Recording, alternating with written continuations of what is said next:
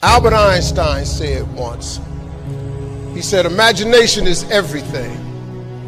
It's the preview to life's coming attractions.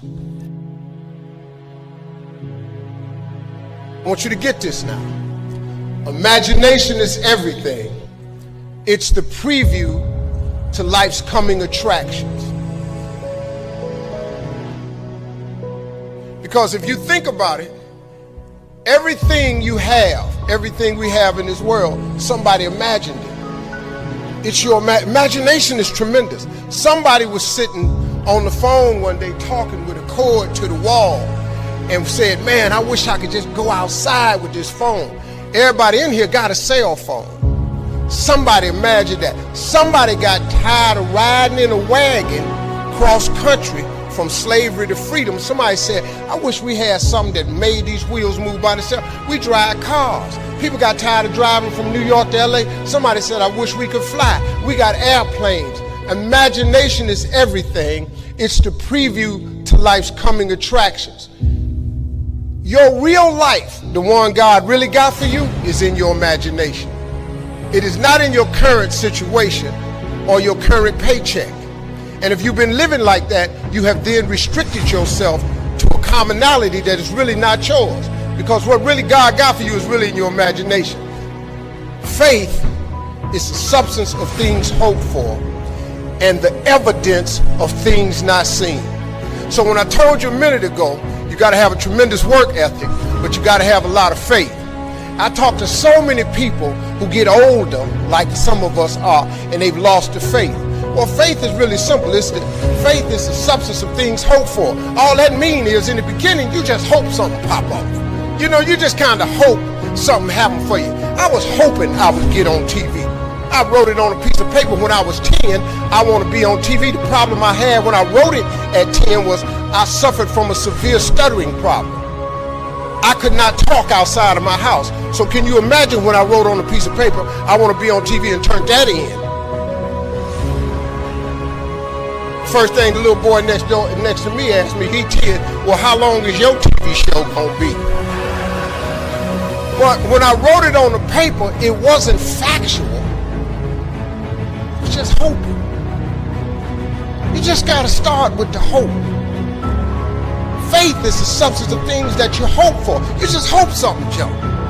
Then what happened is, through grace and favor, he give you a couple of them things you hope for, and then you're supposed to start believing then. Because now it turns into faith. But if you take this scripture, faith is the substance of things hoped for and the evidence of things not seen. What is the evidence of things not seen? I just told it to you. Albert Einstein said, imagination is everything. It's the preview to life's coming attraction. But guess what? Your imagination really is. It's the evidence of things not seen. Because your imagination, you know why it's the evidence of things not seen? Because you're the only one can see it. Your imagination is actually God showing you a preview of a coming attraction that he has for you. The moment you don't believe in your imagination, you negate what he got for you. Your imagination is the preview to life's coming attraction. It is the evidence of things not seen, because can't nobody see it with you. Your problem is you keep telling your imagination to the wrong people. See, if you want to kill a big dream, tell it to a small-minded person. It's dead. How many times, man, have you had a tremendous idea, something you thought was the one, and you went and told it to your loved ones and your so-called friends, and they shot it down? I mean, you was convinced that it was just, oh man, I just came to you. And you told it to them and they shot it down. And you thought since they was your loved ones and their friends and they got your best interests at heart, you believed them. You was wrong. You let them talk you out of what God got for you.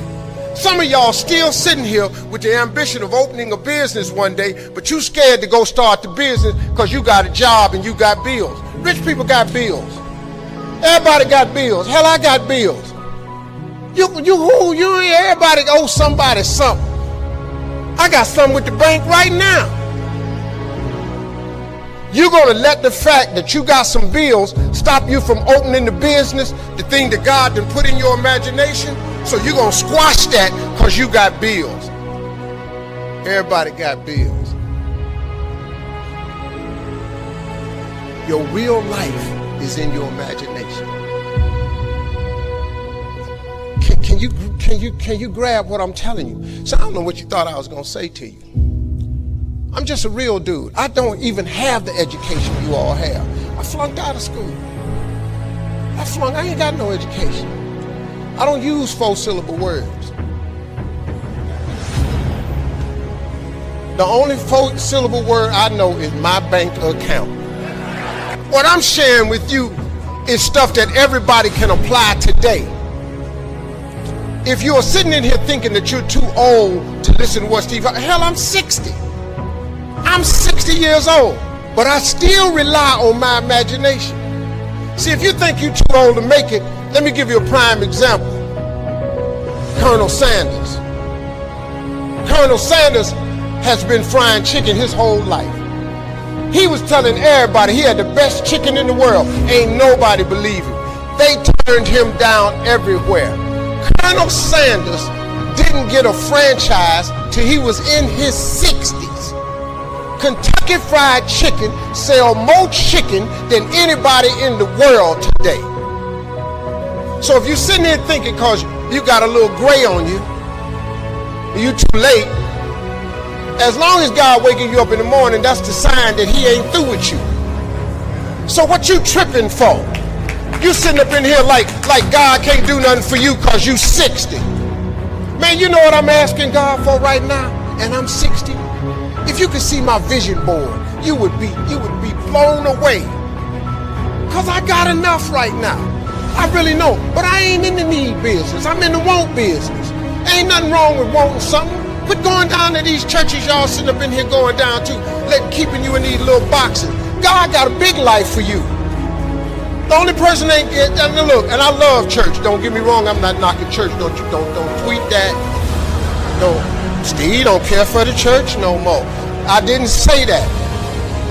But don't go down there, memorize all these scriptures, and then don't apply none of them to your life. That's what I'm talking about. Quit going down there just to go and just get a couple of scriptures and apply them to you. Let me give you one that's real simple. See, these principles of success, they've taken all of these scriptures and they putting them in books, and they call them, Think and Grow Rich by Napoleon Hill, The Magic of Thinking Big by David Schwartz. But everything in there is a scripture. They just reworded it because people don't know how to read the Bible. Like, I can't really read the King James Version. I can't. The smallest scripture I ever read changed my life. The scripture real simple. You have not because you ask not.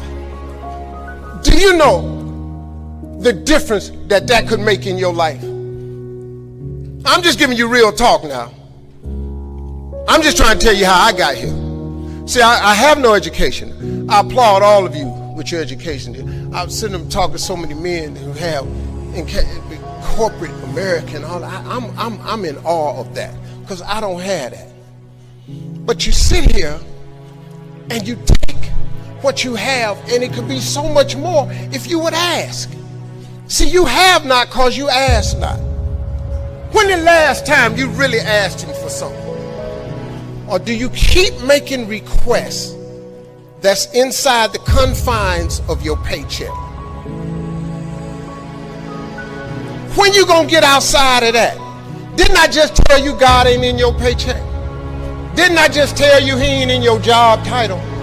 The life God got for you is in your imagination. Why you still imagining stuff? Why you keep dreaming of a summer home? Why you keep dreaming of retirement, leaving your grandkids money? So I'm at the age now where I think about my grandkids. I got 7 TV shows. Dog, I only need one. One show pay me enough money. I do not live my life in the confines of what anybody says to me.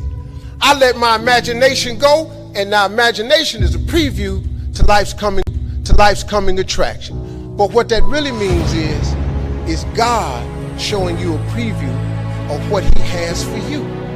So now, if you have not because you ask not, do you understand if you up your ask, he has to up his give? Just period. This is simple stuff that anybody can apply. You ain't even got to have no degree to do this. You don't even have to have no money to do this. You can start this today and change your whole game, because you're going to need grace and favor anyway. You need the dream, the faith, and then he put his grace and favor on top of it. You gone. But you got to ask for something. If you up your ask, he got to up his give. Period. Listen, I have asked God for some tremendous stuff. Everything he hasn't given to me is on the way. I have no doubt about it. Why would he not? See, can I tell you what really prompted this thinking in me? When I was homeless, I lived in a car for 3 years. I made some decisions in my life, man, and threw myself off a cliff. My decision in October 8th, 1985, I walked into a comedy club for the first time. Had never heard of a comedy club. All my life, I wanted to be on TV. So I ran up on stage. I don't even know what to do, but I just started talking about boxing and stuff that happened to me. Audience was hollering, laughing. They brought all 10 of us back up on stage. They had a clap off. I won the clap off. I won $50. I cried from Cuyahoga Falls to Cleveland. The girl kept saying, "Why you crying? It ain't but $50. I said, "No, you don't understand. It's way more than 50. This what I do." She said, "What you mean this what you do? This just your first time." You don't understand. Something happened to me. I won amateur night. I went to work the next day, October 9th, 1985, and quit my job. You've all seen this book I got out, this video called Jump. Oh, I jumped. Now, I don't recommend that you do it that way, because 2 years later I was homeless. Because the first year of comedy I made $3,400, the next year I made $4,800, and the third year I made $5,300. I got a wife, a set of twins. I'm sending every dollar I got to them. So I tried to live on $50, $75 a week. Gas was 38 cents a gallon back then. I just stayed in my car. So I lived in my car for 3 years. 3 years I lived in my car. And what happened was, I just said, man, so I used to fish all the time to eat, because I'm a fisherman, I'm a bass fisherman. So I used to stop at lakes and ponds and just fish. And every night, every month, I get run off from somebody's land. "Hey, get away from here. Hey, move along, that's not yours. Hey, stop fishing here." I just get run off. And he didn't understand. And one time I had fish on the line. They said, "You got fish on that line?" I said, "Yeah." "Throw them back." I had to throw them back, because I used to stop at rest areas with them little cast iron grills. I kept charcoal in my car. I started a fire and I eat fish. There's some days I wouldn't eat. So that they thought I was just fishing, but I was eating. So I said one day, I said, "Man, you know what? One day, man, I'm gonna give myself some land. I'm gonna buy myself a piece of dirt." So fast forward, God bless me. I get on TV when I'm 38. I'm on Showtime at the Apollo. Lord have mercy. They gave me my money. I saved my money up. I saved $250,000. I said, "I'm going to give me some land." I went to Texas, and I'm about to buy some land. But before I went to buy the land, I was curious. I just had the thought. I said, "Man, I wonder how much land is on earth? How many acres is on earth?" Because you know it's not going to change. You know, God lets you fly. God lets you dive on the water. God don't let you make dirt. Can't make dirt. So I looked it up. It's roughly over, just a little bit over 36 billion acres of land. 36 billion acres of land. So I just got a little bit more curious, and I said, "Well, how many people on earth?" I looked it up, and there's about 6 billion people on earth. So I did some Steve Harvey thinking. I said, okay, if it's 36 billion acres of land and it's about 6 billion people on earth, everybody ought to have 6 acres of land. Not just me, I just thinking. So I asked God, could I have 6 acres? That's all I wanted. Because the one thing I wanted? I didn't care if I put a house on it or nothing. I just wanted to be a stand somewhere and couldn't nobody run me off. Man, I was in a world of hurt. I was so sick of just getting run off, man, every time I stopped somewhere. So I got this money, man. I saved my money. I saved $250,000. I'm going and I'm looking for some land. The first day I get there, I see a piece of land in Texas, so beautiful. I couldn't believe it. Had rolling hills, had a pond on it where I could fish. The dude took me over there. I look at the land, and I'm looking out. I said, man, this is great right here. I said, sir, how much is this right here? He said, well, it's about $600,000. I said, man, I ain't got that kind of money. He said, well, how much do you have? I said, I got $250,000. I said, well, let me think about it, man. He said, let me think about it. And I was standing there, and then I stopped. I said, sir, can I ask you a question, man? How many acres of land is that? He said, this is 6 acres.